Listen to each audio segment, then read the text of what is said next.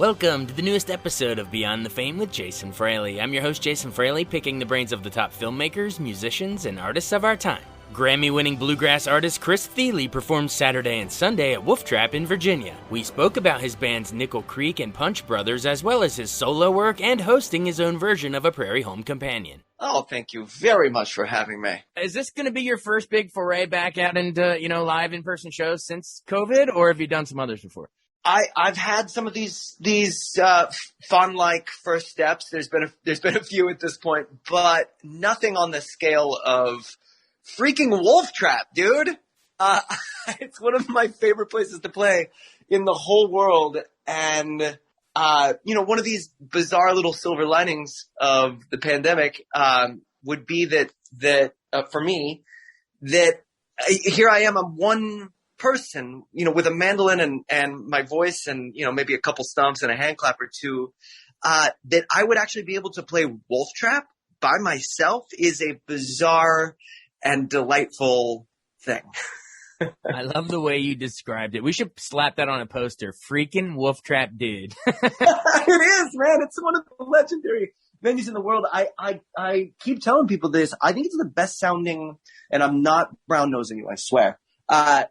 I think it's the best sounding outdoor amphitheater I've ever played. And as an acoustic musician, sometimes you approach outdoor amphitheaters with just, fear, consternation, like what's going to happen. But something about that, it's wooden palace, man, wooden sound palace. And everything during sound check, I at Wolf Trap, I'm lucky enough, I've gotten to play it a bunch at this point. During sound check, I always try and show up first so that I can play by myself, maybe just a little solo Bach or whatever it is that I'm tinkling away at, because I'm so in love with the acoustics, and this is an opportunity to actually do a whole evening of that. Oh yeah, I mean it is it's that giant wooden palace, like you said. I think it's all made of like Douglas fir, and it's part of a national park, so it just has a really cool nature oasis vibe that, no matter how much DC, expands, that'll always be a little protected space, a little oasis. I love it out there, man. Hallelujah. Where'd you grow up? I know you're born in California, but did you grow up in California? Yeah, well, for a little while. From 0 to 14, I was in California, and I started playing mandolin when I was 5, and then when I was 14, we moved to a place more commonly associated with the mandolin, which is Kentucky. And the weird thing is that actually moving to Kentucky, I think, prompted me to start looking outside of the bluegrass world for musical inspiration. And not that I hadn't before that, but just that I was such an attention grubbing, little pipsqueak that it all of a sudden it felt less special to be into bluegrass living in Kentucky, or like in Southern California.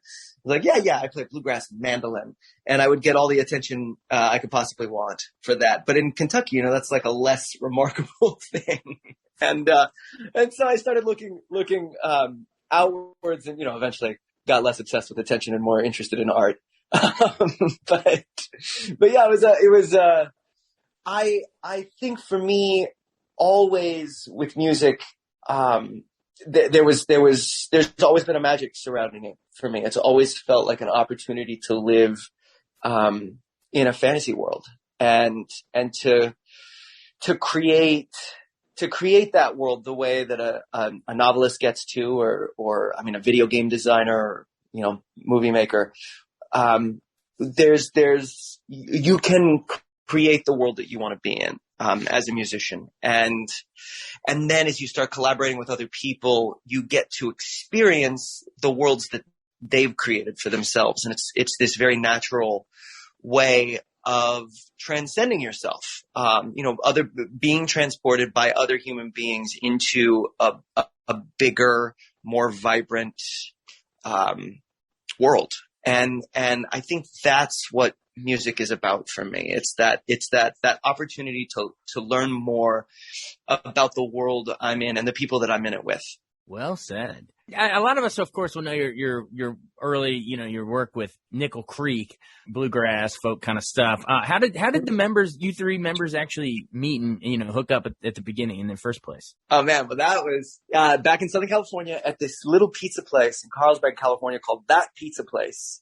Good name. During the pandemic closed. It closed, and we were all so sad. And then someone bought it and reopened it. I have not been since they reopened.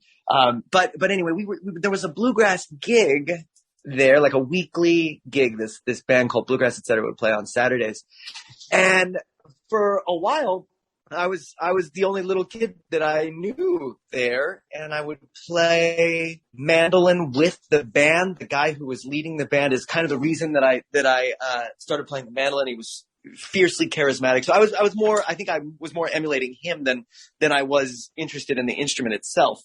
But I would sit in with him. He would have me sit in, and then lo and behold, there was this other kid playing the mandolin, Sean. And we started jamming together in the hallway that led to the bathroom of That Pizza Place. And he was 4 years older than me. His sister, Sarah, was the same age, is the same age. And so we all started playing together. She would sing, we would play. She started playing the fiddle. So we would all play and sing together. Like little bluegrass chipmunks, man. And then I started playing guitar so that we wouldn't have two mandolins in the band. That's never a good idea. One is plenty. Two is really pushing it. So I started playing guitar, and then because my fingers were like a little bit longer than Sean's were at that point. And then when he got long enough, he had always wanted to play guitar anyway. So we switched, we switched back basically. I went back to mandolin, and he started playing the guitar, and we never really looked back. Wow. And I love the name of that original pizza place, That Pizza Place. That Pizza Place. Where'd you guys meet? Oh, it was That Pizza Place. Yeah, but which one? Yeah, That Pizza Place. It's like a Who's That on Pizza Place. Yeah. By the way, totally weird baseball segue there, but aren't you related to a Hall of Famer? Nicely done. Nicely researched. Yes, Big Sam Thompson is my great uncle. And if the name doesn't necessarily ring a bell, don't worry. He was like a star in the late 1800s, for the, I think they were the Philadelphia Athletics at that point. And then, and the Detroit Wolverines before they were the Tigers, they were the Wolverines. He was a member of the only all 400 hitting outfield, with, I think it was, trying to remember who it was, like this, maybe the names that are sticking in my head are Dan Brothers and Billy Hamilton. I think he was a member of the only all 400 hitting outfield. That was in 1896 when they moved the mound back to 60 feet, 6 inches, and the pitchers were reeling and the hitters were like, licking their chops. Well, an all 400 outfield. Yeah, that's all 400 hitting. And actually, Big Sam Thompson, he still to this day holds the record for highest career RBIs per game percentage, at .923, almost an RBI a game. And second on that list is Lou Gehrig. Wow. I think I also read he, had the single season RBI record until Babe Ruth broke it. It was 166. It actually had a season of 165 RBIs and 166 RBIs, I think. I think it was Hack Wilson that broke it. But he had, although I could be wrong about that. This was fresher in my brain, 15, 20 years ago. But then he also held the career home run record for a second before a dude named Ned Williamson broke it. And then the next person who broke that record was Babe Ruth, in like 2 seasons or whatever. I did not know we'd be talking about Hack Wilson and Ned Williamson. That's how you know it's a good interview. This stuff. Absolutely. You know what, man? Your ratings are skyrocketing as we speak. Exactly. Or people are tuning out. Well, the sports fans are turning up the dial, and the other ones are like hitting that 30-second fast forward button. The music fans are like, what are we doing in Wolf Trap? Are we like obscure baseball stats? All right, let's bring it back around for the music, folks. All right, and if you've hit skip forward, now we're back to the music.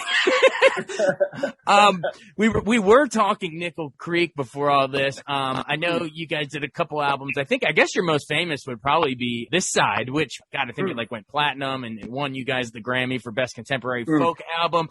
Just memories of that real quick, of how cool it was, not only to win the Grammy, but, just memories of the album itself. It was, that was a strange experience. I think of all, to me, it's the most awkward sounding. It's when you look at pictures of yourself, I think for a lot of people, it's like adolescence. You look at pictures of yourself and you're just like, oh my God, don't look at those ones. For the longest time, I think Sarah, Sean, and I all felt like This Side was that. Those were our awkward pictures.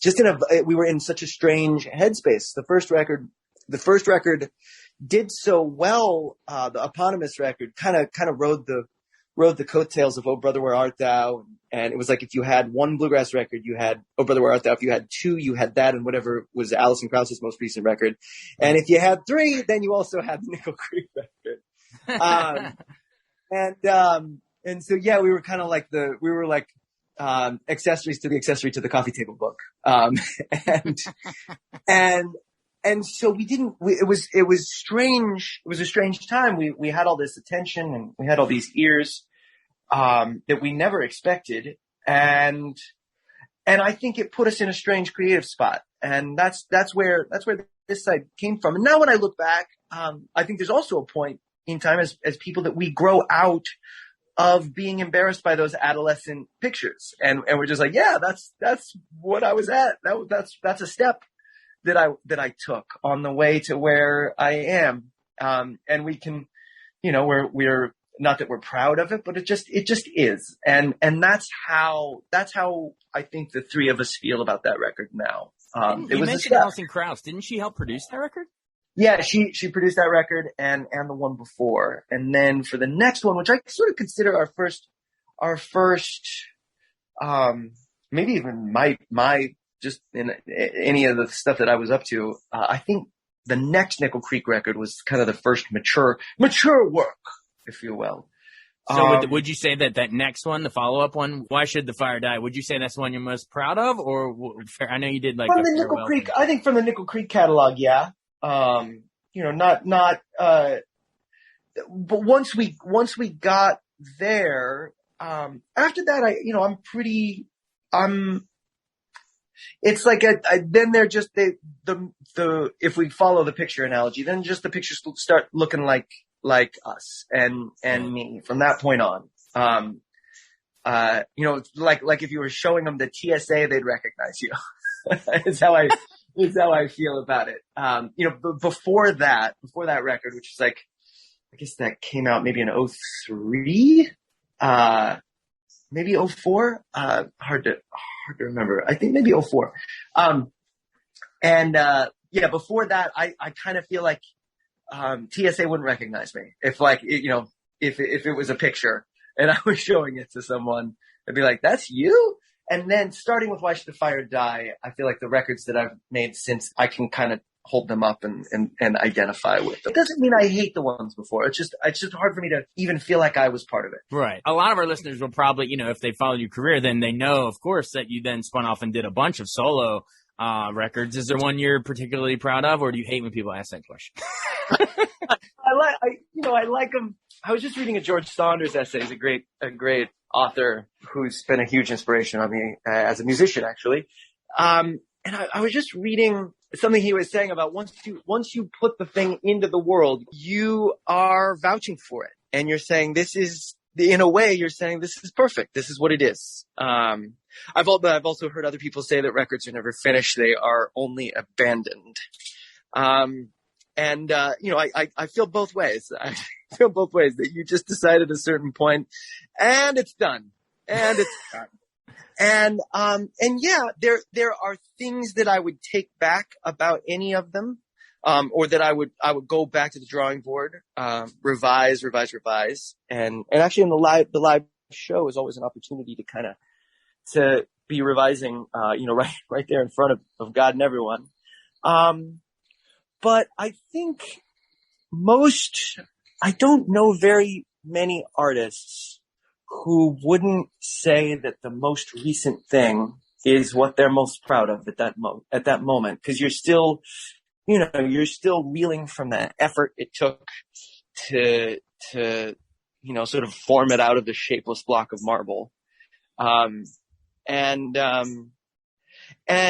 they become like children. It is impossible for you to pick out, a favorite. I think once you sort of come of age artistically, the very act of releasing it is this sort of stamp of approval. And that stamp of approval, in my experience, it doesn't really, they don't become like color coded over time where, oh yeah, that one's got the bright red stamp of approval. That means It's really approved. And that one stamp of approval is sort of the tepid shade of yellow. It's barely approved. It doesn't really feel that way to me. It's like once I'm done, man, I gave it the old college try, and I feel good about them. And so right now, this most recent record, Lay Songs, is the solo record that I'm most proud of. But there are of the non-solo activity like Punch Brothers, Go Rodeo Sessions. There's lots of stuff out there. Well, yeah, you mentioned Punch Brothers. I think right before COVID, I guess, at the 2019 Grammys, you guys won Best Folk Album for All Ashore. So Punch Brothers is relevant, I think, in people's minds. Well, in certain people's minds, perhaps. So Nickel Creek is like family, and Punch Brothers is like friends. Those two bands feel like that. And I love my family and I love my friends, and there are different relationships possible, musical relationships possible, just the way that there are different, when the kind of relationship you have with family members is different from the kind of relationship that you have with your friends. The same is true in music. Sean and Sarah and I have been making music together since we were 6, and 10. And Punch Brothers and I got together in our mid-20s. And so it's a very different experience, and neither is better than the other. They're just different, and you say different kinds of things musically. To those musicians who feel like family, than those musicians who feel like friends. That's the perfect way to put it. Thanks, man. Everyone can understand it in those terms. Cool. I want to know about how you got deemed a genius. You got a MacArthur Genius Grant. How did that happen? Oh boy. I don't know how it happened. I'll tell you, it was one of the most surreal experiences I have ever had in my life was getting that call. You have no idea that you're up for it or anything. They keep the whole process shrouded in secrecy. It's just all of a sudden they call you and say, hey, you've won a MacArthur Fellowship. And then you remember to breathe again, and you pick yourself up off the floor. I was literally lying down on the floor. I had to lie down. And then, I'd had some friends who got them, and was always like, oh my gosh, I wonder what that must have felt like. And I would ask them what it felt like. And they would tell me things like I'm kind of telling you right now. It's an amazing feeling. Tell you what, man, it's fuel for the fire, and you don't want to be a person on that list that people scratch their head about. You want to make sure that you're earning your keep. And so I think that I've always taken a great deal of pride in my work, but I feel like I would just maybe clock in a little earlier and stay a little longer and work a little harder, just not wanting to stick out like a sore thumb on that list. Well, you've been really generous with your time. Before we run, I'd be remiss if I don't ask you about, the whole Prairie Home Companion thing. Well, I guess they changed we took over for Garrison, they changed the title to, what was it called? Live from Here. Yep. How much of an honor was that? Because you used to appear on the show, like as a guest on Prairie Home Companion back in the day, right? So it must have been a really big honor to take over the hosting duties for 4 years? Oh man. And that show was a huge a huge influence on me growing up. My family listened to it every week. And we would follow all the stories. And Garrison and the show really championed the acoustic music for a long time. It was one of the biggest outlets for acoustic music. You know, the show is almost like fiercely disinterested in contemporary, because sort of like the prevailing contemporary music aesthetics. And so when he asked me to do it, it was a crazy experience. Other than like, getting that call, I could have never anticipated it. But when he asked, there was a part of me that was just like, yes, absolutely. Of course, this is what I'm going to do next. Of course. Despite having absolutely no clue that I was even being considered for it. And then he handed over the reins in a very gracious and helpful manner. And we went to work. And you know, I think that the hardest work of it was making it new. It needed to be a new show. And so I think by the end of it, we got there. And not me. I didn't get, I was part of it. It was an incredible team, some of whom had worked on the show before I got, many of whom had worked on the show before I got there. And we all just tried to, I think the best thing you can say for any show, any variety show, musical or not, is that it accurately holds up a mirror to the world that it's in. And I think by the end of it, I think Garrison's version of the show did that. And had I tried to do it in the same way, it would have become pastiche. It would have become an imitation, and it wouldn't have felt like a true mirror anymore. Because of course we all hold up mirrors from different places. And had I been trying to hold up that mirror from his place, it would not have felt sincere at all. And the mirror, the image in the mirror would have been corrupted.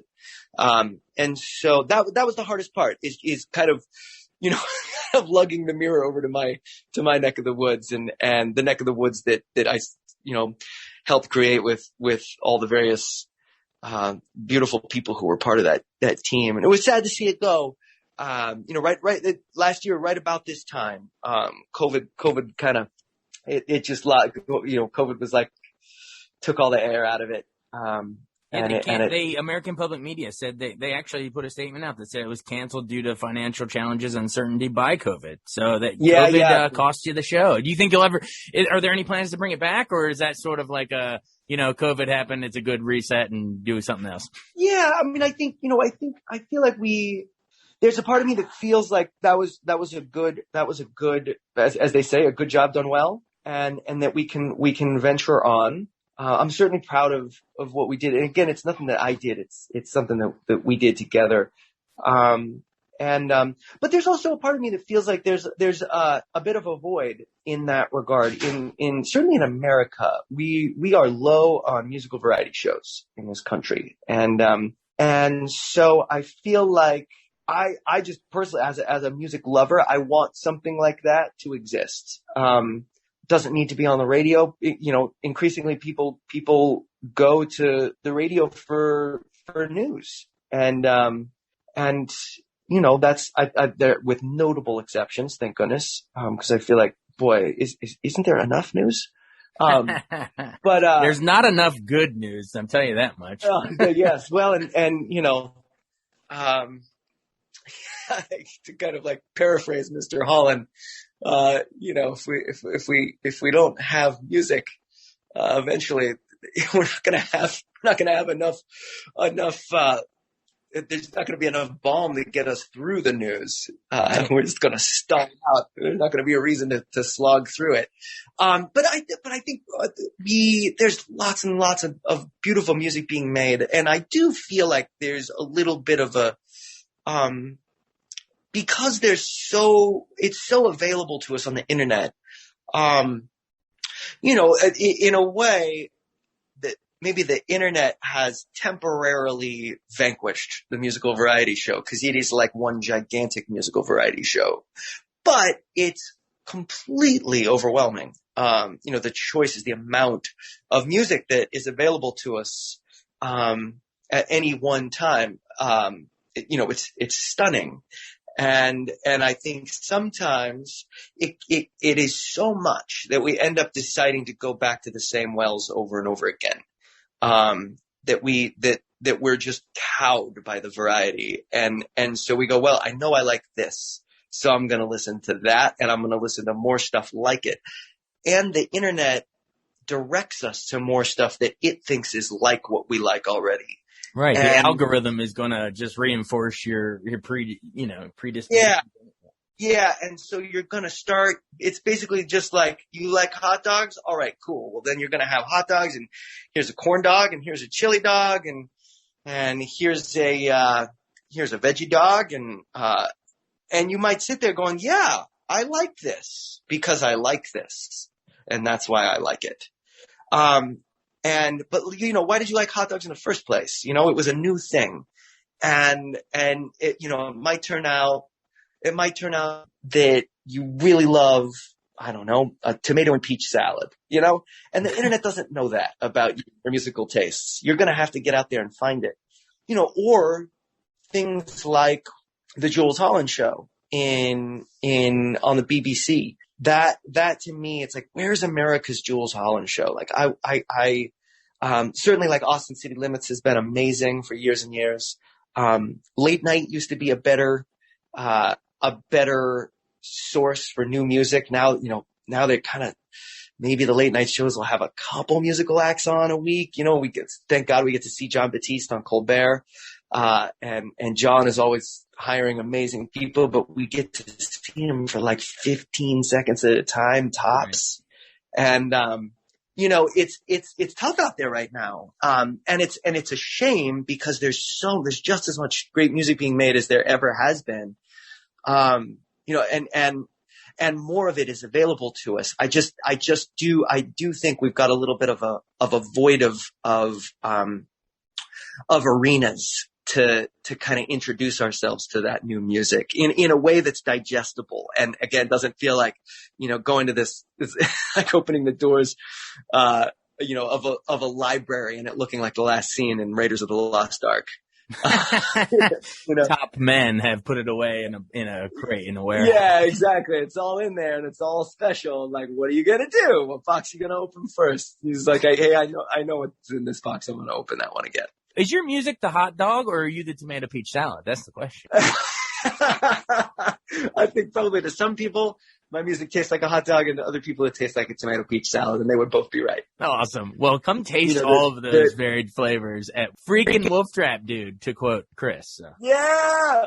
I can't wait awesome. to see all of you there. Absolutely. Thanks so much for taking the time and talk. I mean, man, I got more than I bargained for. I thought I hoped we'd get to talk about all your music, but man, when you were talking about the void of arenas and just the state of the industry, I feel like we got a lot of good context of where, of where the industry is and how we could use a new variety show like that. Man, you expanded some minds on here, I think. Oh, well, the same is always true when we're in conversation with each other. That's like, I love what happens when people gather together to talk about stuff. Then I think we start making some progress. Well, thanks for all the progress on here. Chris, thank you so much. This was great. Thank you. Hope to see you down at Wolf Trap. Bye. Thanks so much for joining us on Beyond the Fame with Jason Fraley. Remember to hit the subscribe button and give us a 5-star rating if you like what you hear. We'll see you next time.